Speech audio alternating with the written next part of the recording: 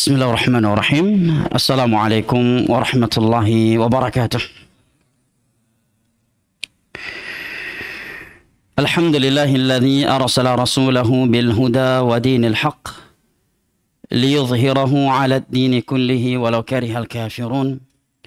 Wa asyhadu an la ilaha illallah wahdahu la syarika lahu iqraran bihi wa tauhida. وأشهد أن محمدا عبده ورسوله صلى الله عليه وعلى آله وصحبه وسلم تسليما كثيرا أما بعد فأهلا وسهلا ومرحبا بكم jamaah sekalian, ibu bapak, saudara dan saudari yang saya cintai dan muliakan, rahimani Allah wa iyyakum wa baraka fikum. Kita bersyukur kepada Allah Jalla wa Ala yang telah berfirman, wa in ta'uddu ni'matallahi la tuhsuha innal insana ladzalumun kaffar. Dan kalaulah kalian menghitung-hitung akan nikmat Allah atas kalian, la tuhsuha, niscaya kalian tidak akan mampu menghitungnya. Innal insana ladzalumun kaffar. Sesungguhnya manusia itu pelaku kezaliman dan kekufuran. Dan sebaik-baiknya nikmat dari Allah Jalla wa Ala kepada hambanya adalah nikmat agama. Dalam sebuah riwayat yang mauquf dan datang secara marfu namun dengan sanad yang dhaif, sebagian sahabat Nabi SAW bersabda, mengatakan, innallaha yu'ti dunya man yuhibbu wa man la yuhib wa la yu'ti din illa man yuhib. Nikmat dunia itu akan Allah berikan kepada hamba yang ia cintai dan kepada hamba yang tidak ia cintai sekalipun. Adapun nikmat agama, maka Allah tidak akan memberikannya kecuali kepada hamba yang ia cintai sahaja.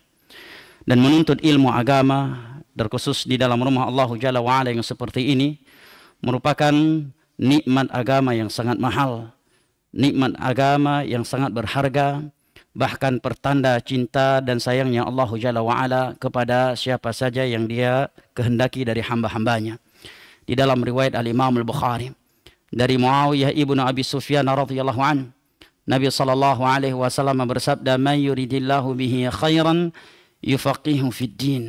Barang siapa yang Allah inginkan kebaikan baginya, maka Allah akan fahamkan ia tentang agamanya. Al-Imam Al-Hafidh Ibnu Hajar Al-Asqalani rahimahullahu ta'ala di dalam Fathul Bari ketika menjelaskan hadis ini mengatakan, faman utiyal ilma faqad utiyal khaira kullahu wa man hurimahu fahuwal mahrum.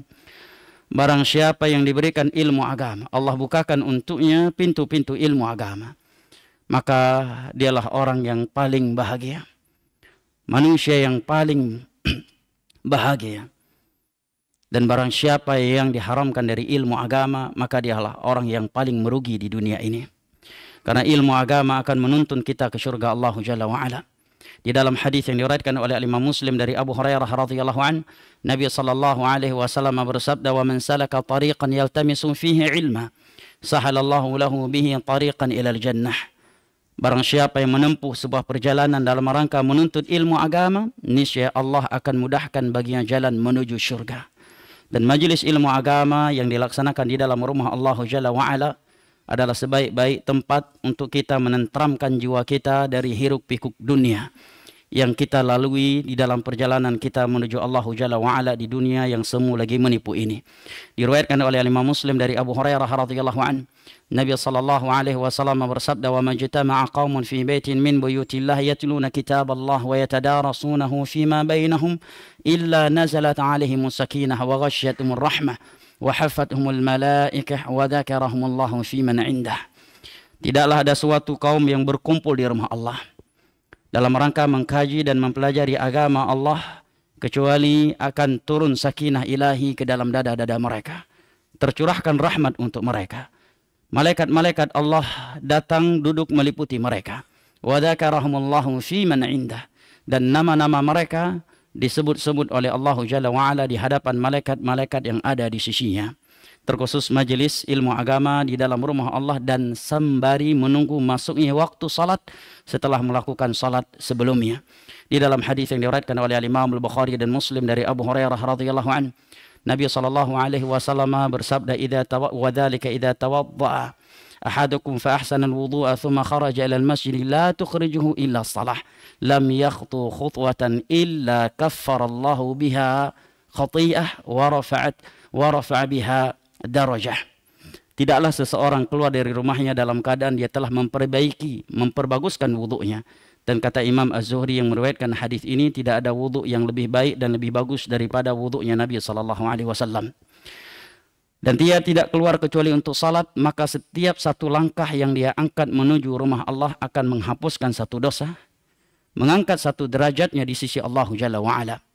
Dan apabila dia masuk ke dalam masjid, dan tidak ada yang menahannya untuk keluar dari masjid kecuali salat yang akan ditegakkan, maka dia teranggap sebagai orang yang sedang salat meskipun dia tidak sedang salat. Wal malaikatu taqul Allahumma ighfir lahu warhamhu wa shalli alaihi. Dan selama itu pula para malaikat berdoa kepada Allah, ya Allah rahmatilah dia, ya Allah ampunilah dosa dia, ya Allah pujilah dia. Adakah di antara kita yang tidak membutuhkan doa para malaikat? Satu-satunya makhluk yang tidak pernah bermaksiat kepada Allah dan tidak punya dosa sebutir debu pun di sisi Allah. La ya'sunallaha ma amarahum wa yaf'aluna ma yu'marun. Bayangkan seandainya ada satu dua ulama wali Allah mendoakan kita, betapa senangnya kita. Lalu bagaimana dengan orang-orang yang didoakan oleh makhluk-makhluk yang tidak punya dosa sebutir debu pun di sisi Allah? Satu-satunya makhluk yang pernah Allah ciptakan dan tidak pernah punya dosa semenjak diciptakan dan sampai matinya hanya para malaikat. Dan mereka mendoakan siapa saja yang bertahan di dalam masjid sambil menunggu, karena menunggu masuknya waktu salat berikutnya, dengan doa Allah maghfirlahu warhamhu wa shalli alaih. Ya Allah rahmatilah dia, ya Allah ampunilah dosanya, ya Allah pujilah dia. Maka majelis ilmu agama di antara maghrib dan isya seperti ini adalah keutamaan di atas keutamaan jamaah yang dimuliakan Allah. Maka nasihat ana kepada diri ana dan segenap jamaah yang ana cintai dan muliakan rahimani Allah wa iyyakum wa baraka fikum, apabila antum telah sampai dari tempat kerja sebelum maghrib, selelah apapun, usahakan pergi ke masjid untuk salat maghrib berjamaah dan bertahanlah di masjid sambil menunggu masuknya waktu salat isya di dalam majelis ilmu agama. Karena biasanya kalau sudah pulang agak berat lagi untuk balik. Nah, apalagi untuk salat isya. Maka majelis ilmu agama yang kita hadiri antara maghrib dan isya, di satu sisi adalah keutamaan yang sangat mulia, di sisi lain kita akan mendapatkan keutamaan menunggu masuknya waktu salat setelah melakukan salat yang sebelumnya. Diriwayatkan oleh Imam Muslim dari Abu Hurairah radhiyallahu anhu juga, Nabi SAW suatu ketika bersabda di hadapan para sahabatnya, "Ala adullukum ala ma yamhullahu bihil khataya wa yarfa'u bihi darajat." Wahai para sahabatku, maukah kalian aku beritahukan amalan-amalan yang apabila kalian melakukannya, maka amalan-amalan tersebut akan menghapuskan dosa-dosa kalian dan mengangkat derajat kalian di sisi Allah. Mendengar pertanyaan Nabi SAW tersebut, maka mereka seketika itu menjawab, "Bala ya Rasulullah." Tentu kami mau wahai Rasulullah, jawab para sahabatnya. Maka beliau bersabda, "Isbaghul wudu'i 'alal makarihi wa kathratul khuta ilal masajid wa intidharus salati ba'da salah fadzalikumur ribat wa dzalikumur ribat." Menyempurnakan wudu meskipun berat dan tidak suka karena sedang dingin, sedang malas. Yang kedua, banyaknya langkah yang kalian angkat menuju rumah Allah. Dan yang ketiga adalah menunggu masuknya waktu salat setelah melakukan salat sebelumnya. Dan itulah yang dinamakan ribat, dan itulah yang dinamakan ribat, berjaga-jaga di batasan-batasan Islam. Jamaah yang dimuliakan Allah, insyaallah ini pertemuan kedua kita membahas kitab Al-Adabul Mufrad karya Al-Imam Al-Bukhari rahimahullahu taala, yang lahir pada tahun 194 dan wafat pada tahun 256 Hijriah. Pada pertemuan yang lalu kita telah membahas keutamaan adab dan akhlakul karimah. Telah kita simak beberapa dalil dari Al-Quranul Karim dan hadis-hadis Nabi SAW yang berbicara tentang keutamaan akhlak, dan bahwasanya akhlak bukan perkara remeh, bukan perkara cabang, akhlak perkara yang cukup prinsipil dan cukup fundamental di dalam agama kita. Bahkan Nabi SAW menjadikan akhlak yang mulia itu adalah bukti sempurna dan benarnya iman seseorang. Di dalam hadisnya yang berbunyi, inna akmalal mu'minina imanan ahsanuhum khuluqa wa khairukum li ahli wa ana khairukum li ahli. Hadis riwayat Abu Daud dari Ummu Salamah radhiyallahu anha. Orang yang paling baik, kaum mukminin yang paling sempurna imannya, Nabi berbicara tentang iman, adalah yang paling bagus akhlaknya. Dan akidah adalah sinonim dari kata iman. Maka bukti benarnya akidah seseorang, bukti benarnya iman seseorang adalah bagusnya akhlaknya. Jangan mengaku telah kuat imannya dan jangan mengaku bagus akidahnya kalau akhlaknya buruk. Inna akmalal mu'minina imanan ahsanuhum khuluqa. Kaum mukminin yang paling sempurna imannya adalah yang paling sempurna, yang paling bagus akhlaknya. Dan orang yang paling baik dari kalian adalah yang paling baik terhadap keluarganya. Dan aku adalah lelaki yang paling baik terhadap keluargaku. Jamaah yang dimuliakan Allah, diriwayatkan oleh Al-Imam At-Tirmidzi sebuah asar dari Abdullah ibnul Mubarak rahimahullahu ta'ala, seorang ulama yang sangat tersohor dan terkenal di masa tabi'in. Beliau ditanya tentang definisi husnul khuluq. Beliau ditanya tentang definisi husnul khuluq. Maka beliau menjawab, bazlun nada wa kafful adha wa talaqatul wajh. Riwayat Al-Imam Tirmidzi dan dinukilkan oleh Al-Imam Ibnu Katsir, Al-Imam An-Nawawi di dalam kitabnya Riyadhus Shalihin pada pembahasan husnul khuluq. Jamaah ini dimuliakan Allah, beliau ditanya tentang akhlak yang mulia. Apakah definisinya? Apakah batasannya dan pembagiannya? Maka beliau menjawab, akhlak kepada manusia adalah bazlun nada wa kafful adha. Dan yang ketiga, wa talaqatul wajh. Bazlun nada, suka berbagi kebaikan. Kebaikan di sini mencakup kebaikan dunia dan kebaikan akhirat. Dan kata Imam Ibnu Qayyim, sebaik-baik derma yang kita berikan kepada manusia adalah derma ilmu agama. Nah, karena kebaikan yang paling baik adalah kebaikan akhirat. Yang kedua, waqaful adha. Menahan diri untuk tidak menyakiti orang lain, baik dengan lisan ataukah dengan tangannya. Dan yang ketiga, wa talaqatul wajh. Adalah wajah yang berseri-seri ketika bertemu dengan orang lain. Ini tiga sumber akhlakul karimah bersama manusia. Dan sebagian ulama menambahkan hal yang keempat, was-sabru 'alal adha. Maka sumber akhlakul karimah kepada manusia ada empat. Yang pertama, bazlun nada. Yang kedua, kafful adha. Dan yang ketiga, talaqatul wajh. Dan yang keempat, was-sabru 'alal adha. Baik, jamaah yang dimuliakan Allah, secara umum para ulama membagikan akhlak itu secara umum, akhlak adab itu ada dua. Yang pertama, adab dengan al-khaliq, kepada sang pencipta kita, Rabbul Alamin, Arhamur Rahimin, Al-Ghaffar, At-Tawwab, sang pencipta kita. Dan yang kedua adalah adab dan akhlak bersama makhluk. Bersama makhluk.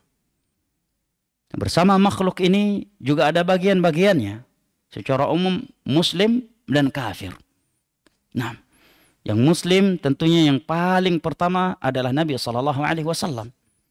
Nah, kemudian akhlak bersama para sahabatnya, akhlak bersama istri-istrinya, akhlak kepada kedua orang tua, akhlak kepada para ulama, akhlak dengan tetangga kita, akhlak dengan junior, dengan senior, dengan yang lebih berilmu. Ini dibahas secara detail oleh para ulama dalam kitab-kitab adab. Nah, bahkan Al-Adabul Mufrad ini ada yang mensyarahnya menjadi 6, ada yang mensyarahnya lebih atau kurang dari 6 jilid. Nah, jamaah yang dimuliakan Allah, maka adab secara umum terbagi menjadi 2. Adab kepada Allah dan adab kepada hamba-hambanya Allah Jalla wa'ala. Adab kepada Allah Jalla wa'ala, maka kata Syekh Abdullah Al-Bassam di awal-awal syarah Kitabul Adab Jami' dari Bulughul Maram, dan juga Syekh Muhammad bin Shalih Al-Utsaimin dalam syarah Bulughul Maram, adab kepada Allah Jalla wa'ala itu terkumpul pada 2 hal. Yang pertama, al-imtithal bi awamirih, dan yang ketiga adalah wajtinabu nawahih. Akhlak kepada Allah itu adalah dengan menjalankan perintah-perintah Allah dan meninggalkan larangan-larangan Allah. Inilah dua landasan akhlak kepada Allah. Seseorang belum dikatakan berakhlak kepada sang penciptanya kalau dia tidak mau atau enggan menjalankan perintah-perintah Allah dan meninggalkan larangan-larangannya. Dan sebagaimana yang kita simak dari ayat Al-Quran yang dibacakan oleh imam yang kita cintai pada salat maghrib tadi, dari surat Al-Baqarah, di mana perintah Allah yang pertama kali datang di dalam Al-Quran. Dan ini perintah yang paling pertama, yang paling utama, dan yang paling fundamental dalam agama kita. Juga dari ayat yang dibacakan oleh imam kita di salat maghrib tadi, bahwa larangan yang pertama juga telah membacakan kepada kita larangan pertama yang datang dalam Al-Quranul Karim, yaitu pada firman Allah Jalla wa'ala, ya ayuhan nasu u'budu rabbakum alladhi khalaqakum walladhina min qablikum la'allakum tattaqun. Nah, kemudian setelah itu Allah mengatakan, wala taj'alu lillahi andadan wa antum ta'lamun. Wahai sekalian manusia, beribadahlah kalian hanya kepada Allah yang telah menciptakan kalian dan orang-orang sebelum kalian. La'allakum tattaqun, agar kalian bertakwa kepada Allah. Di bawah ayat ini Al-Imam Ibnu Katsir di dalam tafsirnya menukilkan sebuah asar dari Abdullah bin Abbas radhiyallahu anhuma. Abdullah bin Abbas radhiyallahu anhuma mengatakan la'allakum tattaqun adalah la'allakum tuwahidun. Maknanya adalah agar kalian mengesahkan Allah. Karena seseorang itu dikatakan telah mengesahkan Allah adalah tatkala dia telah beribadah hanya kepada Allah Jalla wa'ala dan tidak memalingkannya kepada selainnya. Oleh karenanya para ulama berbahasa bahwa perintah yang pertama kali datang di dalam Al-Quranul Karim dan belum ada perintah sebelumnya di dalam Al-Quran adalah perintah untuk mentauhidkan Allah. Nah, u'budu ini fi'il amr dari abada ya'budu u'bud. Silahkan buka Al-Quran, maka kita tidak mendapatkan kata kerja perintah di dalam Al-Quran sebelum ayat ini. Dari mulai surat Al-Fatihah, ya, kata kerja perintah yang pertama kali datang di dalam Al-Quran adalah terkait tentang tauhid. Beribadah kepada Allah Jalla wa'ala semata. Ya ayuhan nasu u'budu. Sebelum ayat ini tidak ada kata kerja perintah di dalam Al-Quran. Ini menerangkan kepada kita bahwa pentingnya masalah tauhid. Urgennya masalah tauhid. Perintah yang pertama kali datang dalam Al-Quran adalah tentang tauhid. Dan larangan yang pertama kali datang dalam Al-Quran adalah syirik. Menyekutukan Allah Jalla wa'ala. Dengan memalingkan ibadah kepada selainnya, sembari ia beribadah kepada Allah Jalla wa'ala. Dan tidak ada larangan di dalam Al-Quranul Karim yang datang sebelum larangan melakukan kesyirikan kepada Allah Jalla wa'ala.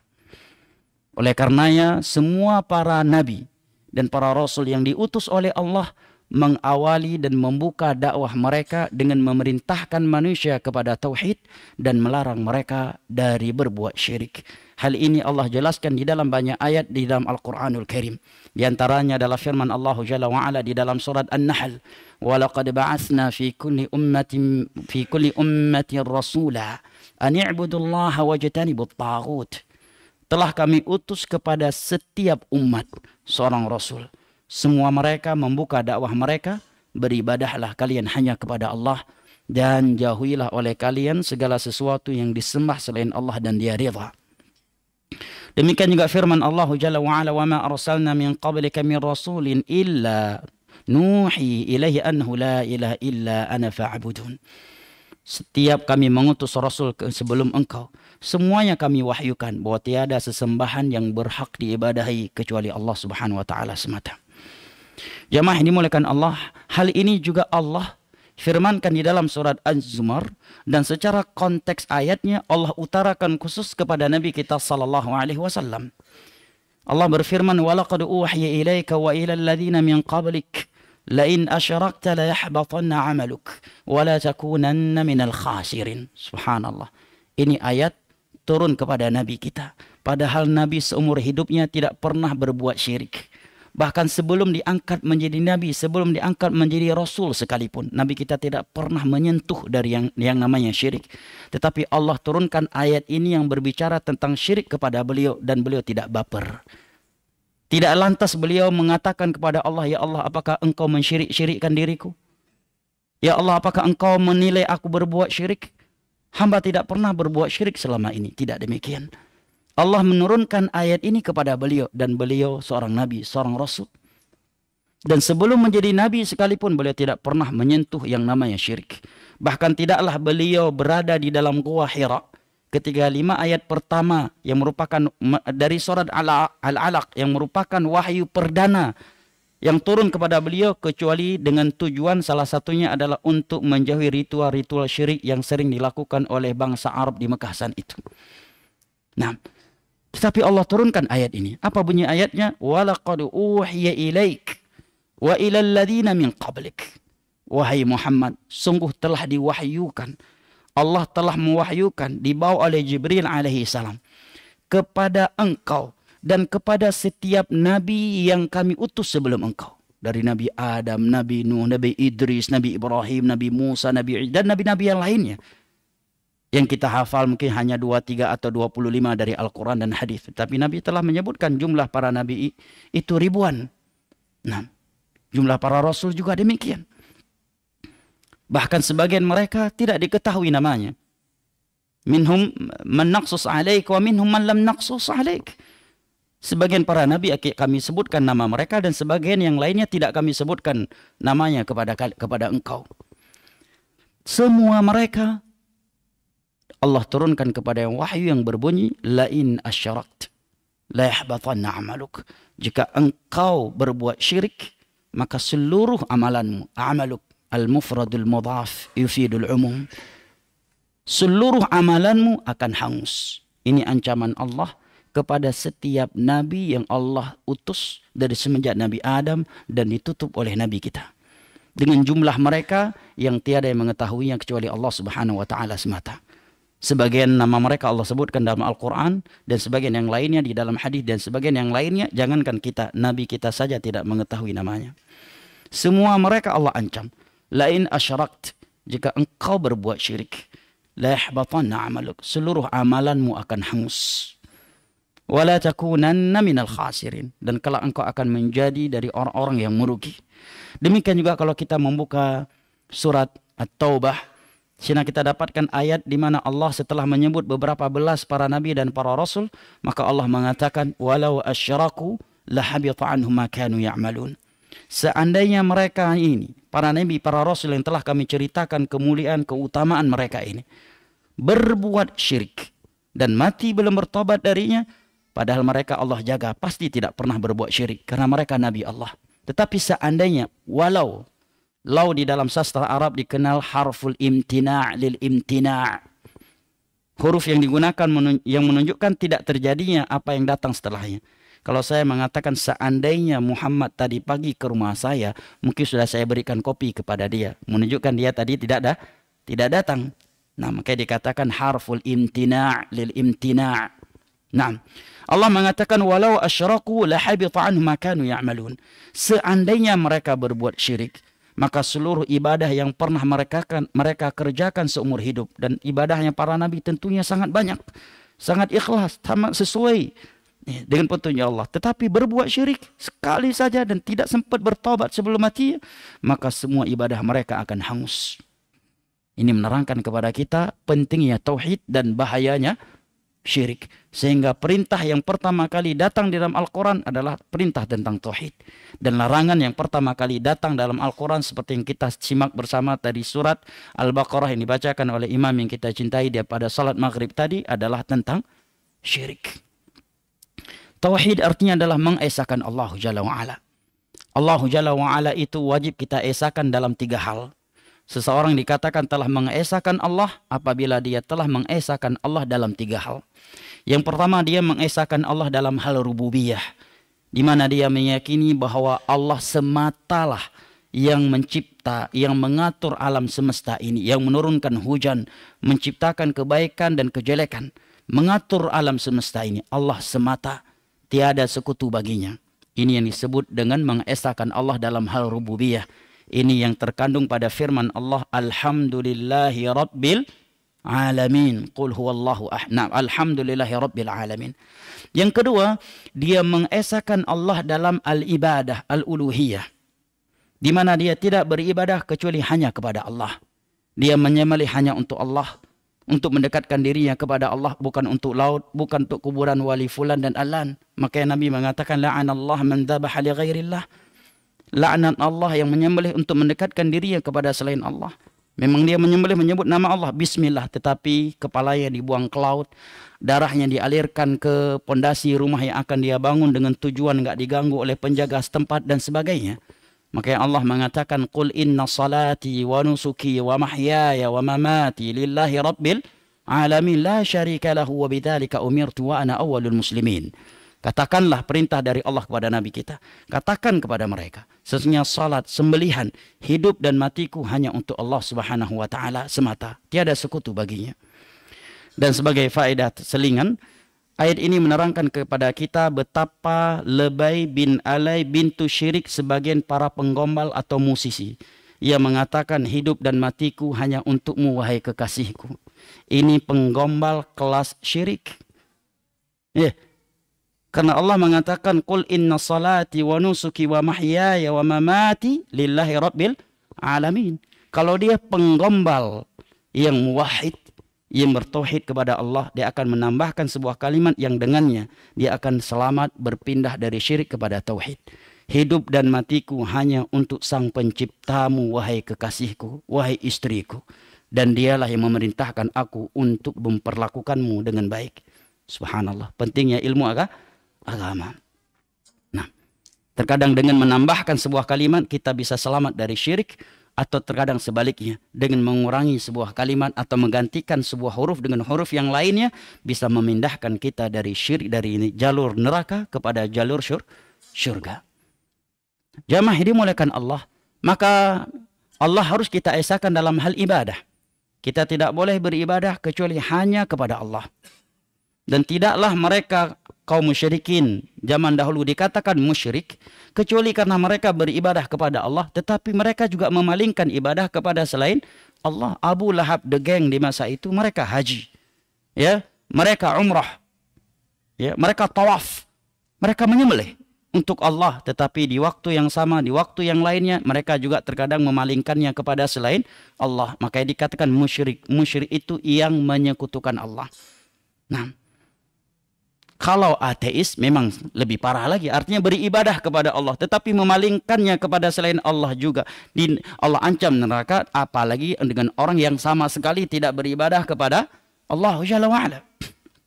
Dan inilah yang terkandung pada firman Allah, iyyaka na'budu wa iyyaka nasta'in.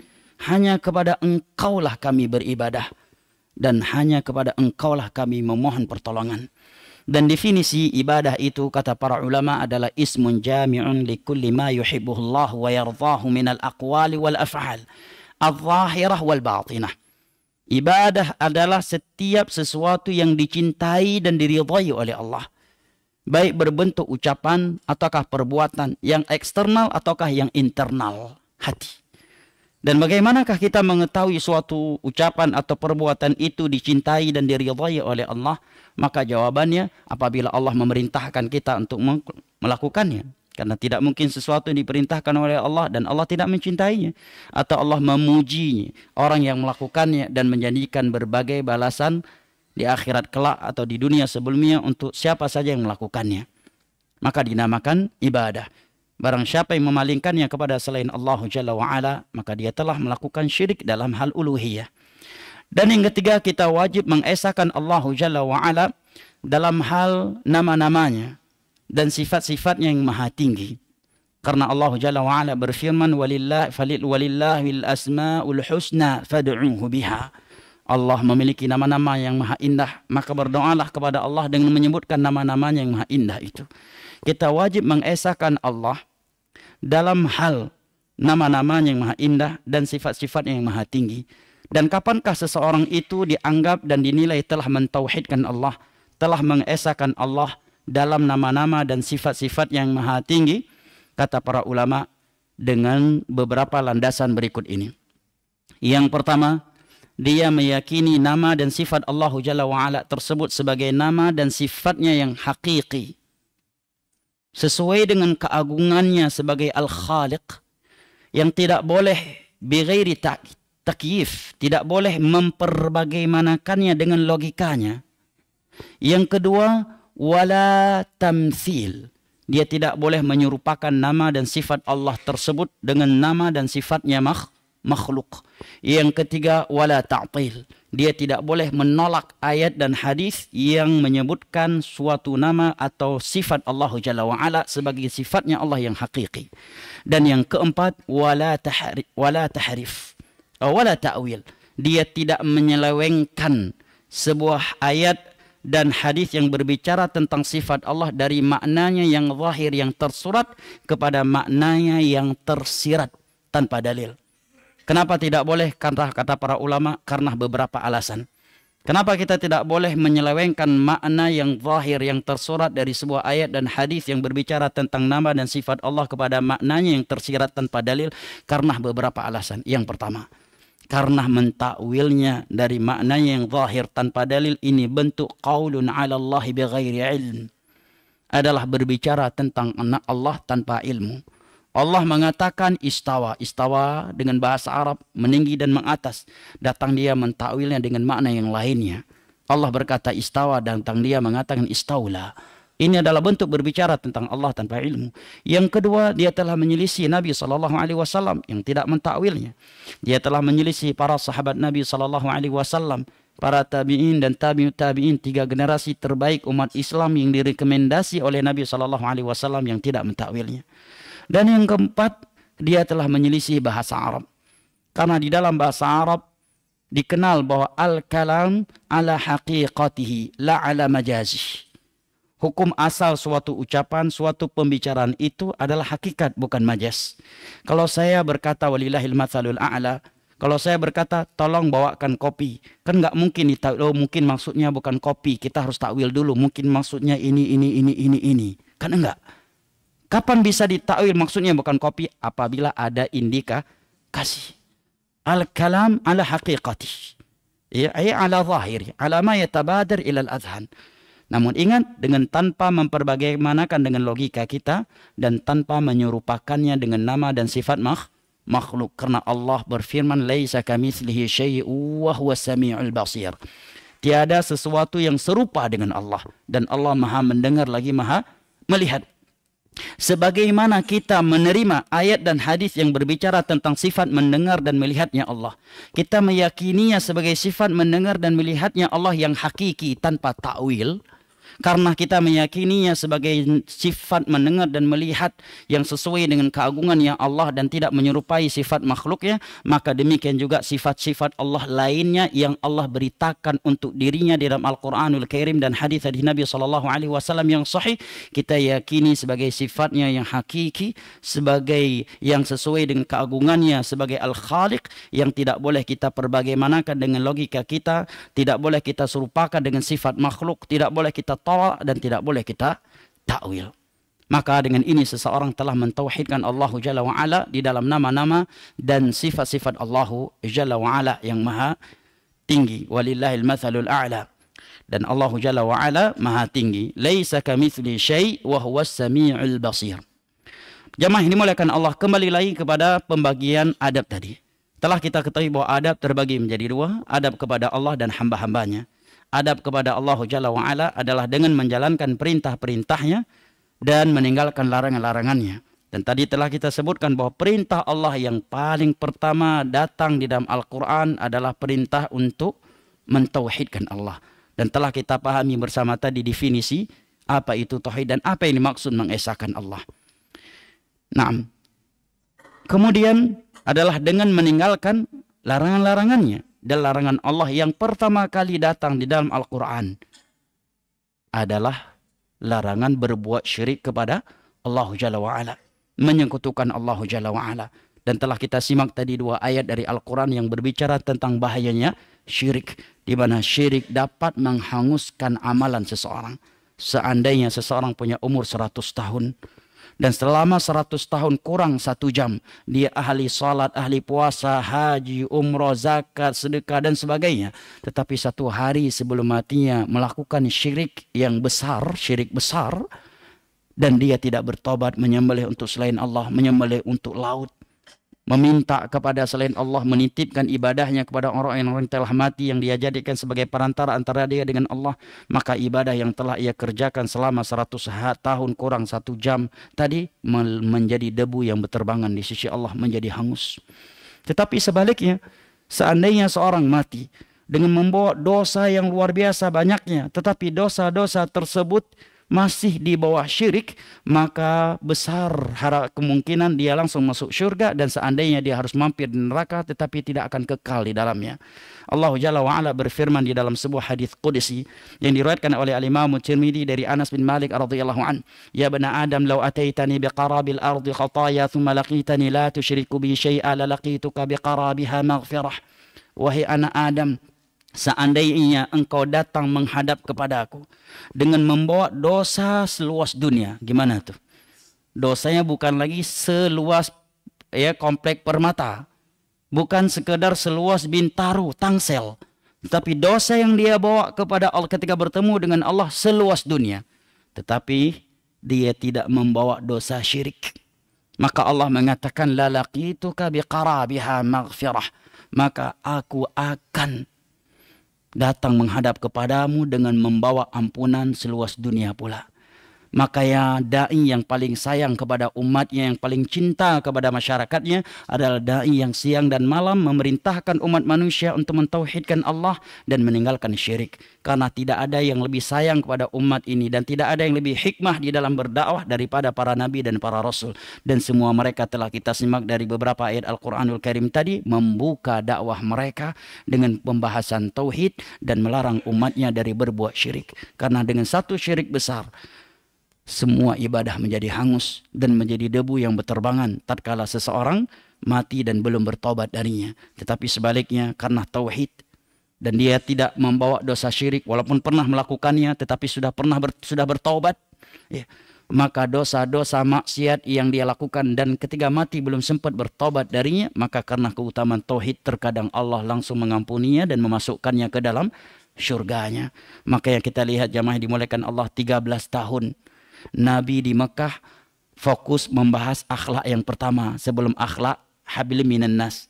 Yang pertama kali Nabi bahas hablum minallah. Maka ayatnya pun bunyinya hablum illa bihablim minallah, baru wa hablin minan nas.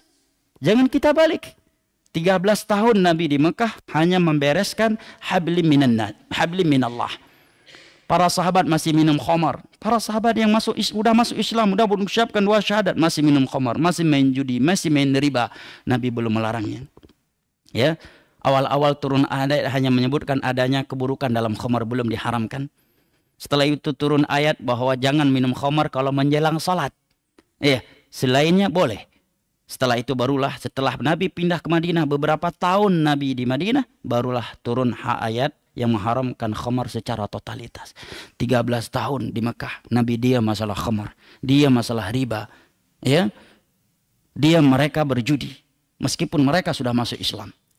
13 tahun hanya fokus membahas hablim minallah, yaitu tentang pengesaan kepada Allah. Ketika akidah tauhid mereka sudah mantap, maka ketika Nabi menyampaikan ini halal, ini haram, mereka semuanya sami'na wa ata'na. Tetapi kalau tauhid di dalam dada ini belum kuat, sungguh berat mendengar kalimat ini haram, ini haram, ini haram. Banyak banget yang haram Pak Ustadz. Hari ini jangankan yang halal Pak Ustadz, yang haram aja sulit dapatnya Pak Ustadz. Tapi ketika tauhid sudah kuat, tidak ada di antara para sahabat Nabi yang mengeluh, wahai Rasul, kenapa dikit-dikit haram? Ya? Tidak ada dari para sahabat Nabi yang berat menerima khamar haram. Padahal sebagian mereka bisnismen khamar dan itu mata sumber ekonominya yang utama, seperti Abu Talhah. Ya. Demikian juga sebagian sahabat lainnya, mata pencariannya dari riba, seperti Abbas, pamannya Nabi. Memang beliau kaya dari hasil riba. Nah, tiba-tiba turun ayat. Kapan itu turun? Setelah 13 tahun Nabi berbicara tentang tauhid. Salat pun belum diperintahkan, zakat belum, haji belum, puasa juga belum. 13 tahun Nabi hanya menyelesaikan, membereskan hablin minallah. Nah, hablin minallah. Karena itu tadi, ibadah tanpa tauhid, tanpa akidah yang benar akan menjadi debu yang berterbangan. Karena akidah yang benar, tauhid kepada Allah adalah landasan ibadah. Sebagaimana sebuah bangunan akan runtuh tatkala tidak ada pondasinya, maka demikian pula semua ibadah.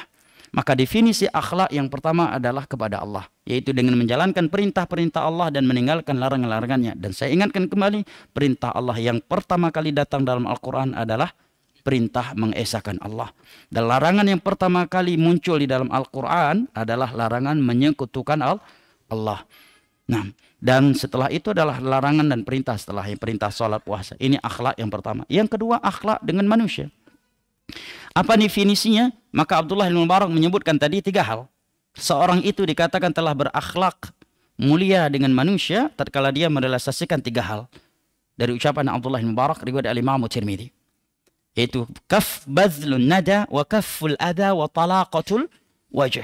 Suka berbagi kebaikan. Nah, fa amma man saddaqa bil husna wa amma man gimana ayatnya? Saddaqa bil husna fasanuyassiruhu lil yusra. Fa amma man a'ta wattaqa wa saddaqa bil husna fasanuyassiruhu lil yusra. Fa amma man a'ta wattaqa. Ciri khas orang yang bertakwa suka berbagi, a'ta, suka berbagi, memberikan kebaikan dunia dan kebaikan akhirat. Kebaikan dunia, hal-hal dunia yang dibutuhkan oleh orang, dia memberinya, dia berbagi. Dan berbagi tentang akhirat bagaimana? Mengajak manusia untuk salat, untuk puasa, untuk haji, memberikan ilmu agama kepada mereka. Dan Al-Imam Ibnu Qayyim menyebutkan ilmu agama yang diberikan oleh seseorang kepada manusia adalah sebaik-baik derma. Maka Hasan Al-Basri mengatakan dari satu sisi bahwa ulama itu lebih sayang kepada kita daripada kedua orang tua kita. Kalau orang tua kita berusaha menyelamatkan kita dari kelaparan, dari kemiskinan, maka para ulama kita siang dan malam mereka begadang puluhan tahun menuntut ilmu, nahan lapar, pisah dari istri, dari anak, ya, jauh dari dunia menuntut ilmu. Kemudian setelah itu mereka menyampaikan kepada manusia dengan tujuan agar manusia masuk ke dalam surga Allah dan selamat dari neraka Allah Jalla wa'ala. Ikhwan al-kiram wa akhwati al-karimat. Yang kedua, kaful adha, menahan diri untuk tidak mengganggu orang lain. Ini definisi akhlak yang sumber akhlak yang kedua. Maka ada hadis ketika Nabi bersabda, al-muslim man salimal muslimuna min lisanih wa yadih. Dalam Sahih Bukhari, muslim itu adalah orang yang mana muslim yang lainnya selamat dari keburukan lisan dan tangannya. Dan Nabi suatu hari pernah bertemu dengan para sahabatnya dalam keadaan marah-marah. Nabi berteriak, wallahi la yu'min, wallahi la yu'min, wallahi la yu'min. Demi Allah dia tidak beriman, demi Allah dia tidak beriman, demi Allah dia tidak beriman.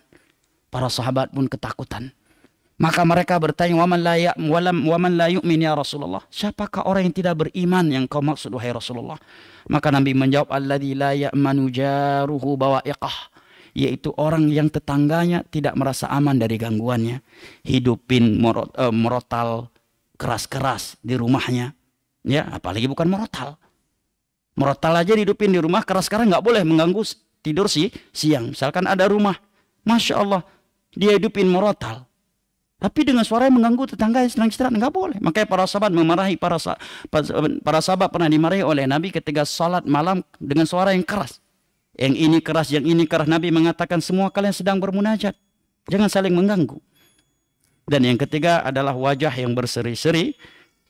Kemudian para ulama menambahkan yang keempat, wasabru alal adha, menahan diri atas gangguan manusia. Artinya di satu sisi kita dituntut berbagi kebaikan kepada manusia, kita menahan diri untuk tidak mengganggu manusia dan selalu berwajah berseri-seri dengan manusia. Tetapi apabila orang lain tidak merealisasikan ini kepada kita, maka di antara akhlakul karimah adalah bersabar kepada mereka yang tidak merealisasikan 3 hal tersebut. Lihat betapa indahnya Islam. Maka insya-Allah taala dengan ini kita telah mengetahui definisi dan pembagian adab dan akhlak. Wallahu taala alam bisawab. kita lanjutkan pada pertemuan mendatang. Jika waktu masih tersisa, saya silakan kalau ada pertanyaan atau hal lain yang ingin disampaikan. Sudah waktu adzan ya. Nah, silakan Pak. Barakallahu fiik.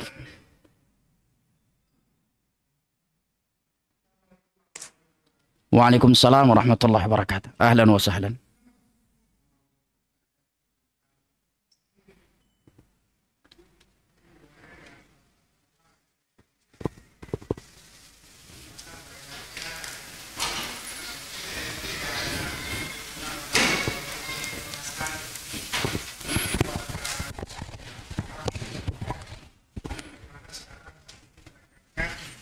Kaum muslimin menjadikan ulama-ulama mereka ya, seperti hanya gimana tuh? Apakah itu termasuk ke definisi syirik kecil ya Pak? Mungkin maksud ayat yang antum maksud ittakhadhu ahbarahum wa ruhbanahum arbaban min dunillah. Ahlul kitab telah ada Yahudi dan Nasara telah menjadikan ahbar ulama'nya ahlul kitab Yahudi. Ruhban adalah ahli ibadahnya kaum Nasara sebagai arbaba min dunillah, sebagai tandingan dari selain Allah. Ketika ayat ini turun, maka ada seorang sahabat yang bernama Adi, ya, Adi ibnu Hatim radhiyallahu an. Beliau sebelumnya seorang Yahudi. Nah, datang kepada Nabi mengatakan, wahai Rasulullah, kenapa ayat Al-Quran mengatakan Yahudi dan Nasara dahulu menjadikan ulama mereka sebagai tandingan bagi Allah? Kami tidak menyembah mereka. Kami nggak rukuk, nggak sujud kepada mereka. Kenapa kami dikatakan menjadikan mereka tandingan bagi Allah? Maka Nabi mengatakan, bukankah ketika Allah dan Rasulnya saat itu mengharamkan sesuatu, kemudian ulama ahlul kitab menghalalkannya, kemudian kalian meyakininya pun halal karena sudah dihalalkan oleh ulama kalian? Iya, kata Adi. Dan bukankah ketika Allah menghalalkan sesuatu, kemudian ulama kalian mengharamkannya, maka kalian pun meyakininya haram dan menganggap mereka berhak untuk menghalalkan dan mengharamkan? Benar, wahai Rasulullah. Maka Nabi mengatakan, fatilka ibadatum, itulah bentuk ibadah kalian dahulu kepada ulama-ulama kalian. Tetapi kalau dia tidak meyakini mereka berhak mengharamkan, menghalalkan, tapi tetap dia taati karena hawa nafsu dan dia tahu halal dan haram murni haknya Allah, maka ini bukan syirik besar, ini kefasikan. Sebagaimana kita tahu, ya tidak boleh sesuatu karena itu waktu itu haram, tapi ayah kita memerintahkannya karena nggak enak, karena takut mak ayah, kita pun melakukannya dengan tanpa meyakininya menjadi halal. Ini namanya maksiat, bukan syirik. Wallahu taala alam bisawab. Karena waktu adzan yang isya yang sudah masuk, maka kita cukupkan sampai di sini. Mudah-mudahan Allah mempertemu dan mengumpulkan kita kembali semuanya di dalam syurganya pada hari kiamat kelak. Amin ya rabbal alamin. Innahu waliyyu dzalika wal qadiru alaihi. Wa sallallahu ala nabiyyina Muhammad wa ala alihi wa sahbihi wasallam. Wa akhiru da'wana anil hamdulillahi rabbil alamin. Wassalamu alaikum warahmatullahi wabarakatuh.